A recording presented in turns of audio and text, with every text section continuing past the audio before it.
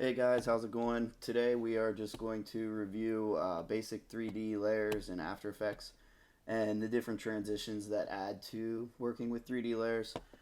So as we can see here, we just imported a very basic graphic with a lighthouse, light, background, clouds. Alright, and we've already opened the composition and we have our timeline down here with our playhead and all the different layers that we'll be working with. Okay. The first thing I want to go over is activating the 3D layers. So you're going to click on whichever layer, and normally whenever we drop down we just see transform, and we have these basic settings here for our 2D transitions or tweens. So to activate a 3D layer in our composition menu, we have this cube here. It says 3D layer allows this layer to be manipulated in 3 dimensions, and it does exactly that. So what you're going to do is you're just going to check mark that cube, and you'll notice that all these different transitions are added. More or less just being able to rotate around the X, Y, and Z axis in 3 dimensions. Now, if you don't see this 3D layer setting, all you have to do is right click and go to columns and make sure your switches mode is checked on. Alright, so from here what we want to do is we want to set our anchor point, because we're going to be rotating this light around the actual lighthouse itself. Alright, so we set our anchor point the same way that we would with a 2D layer. We're just going to go to that pan tool or anchor point tool. Alright, keyboard shortcut Y. And we're going to want to set it right in the center of that light. That way it's rotating realistically around the lighthouse. Alright, so we have our anchor point set. And the next thing I want to show you is you can work in 4 views, which makes things a lot easier whenever you're working with 3D layers in After Effects, because you can actually see the plane from the right side, the front side, as well as the top side. Alright, so what we're going to do is we're going to start our playhead at 0 seconds and 0 frames, and we're going to add our anchor point, our first anchor point, on the Y rotation, because we're going to be rotating this layer around the Y axis. Alright, so we're going to go ahead and move our playhead to 5 seconds, and we can either rotate just like the 2D layer by clicking and dragging, and as you can see that's going to rotate our light layer around that Y axis. Okay, so but I'm going to take the easy route and just type our value in as 5 times. So we're going to have 5 rotations between 0 seconds and 5 seconds.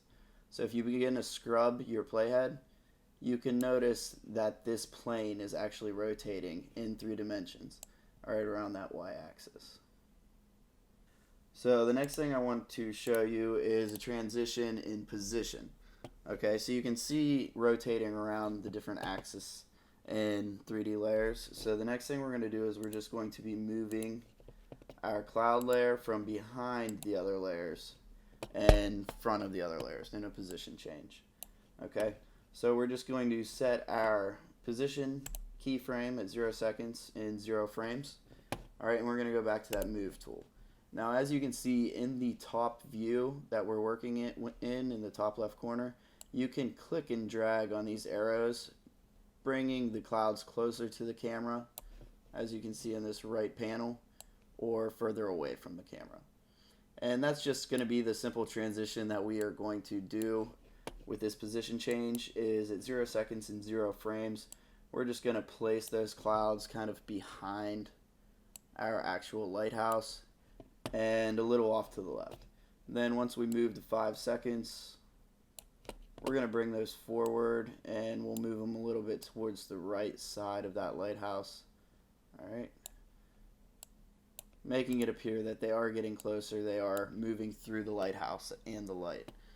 Alright, so once we actually scrub our timeline, we can see that panel moving from the front to the back, that clouds layer.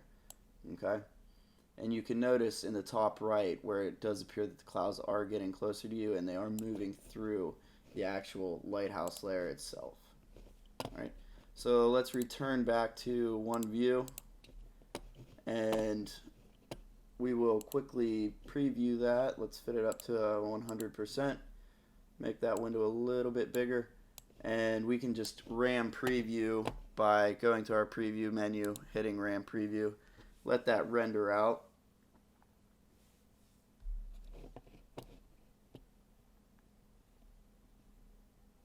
All right, and then we have our light rotating around the y-axis. We have the clouds moving across and forward throughout our composition. We went over activating 3D layers and making sure that our 3D layer switch is turned on so we can activate those layers. All right, so that's just another tutorial brought to you by Be Imaginative. Please check back for more.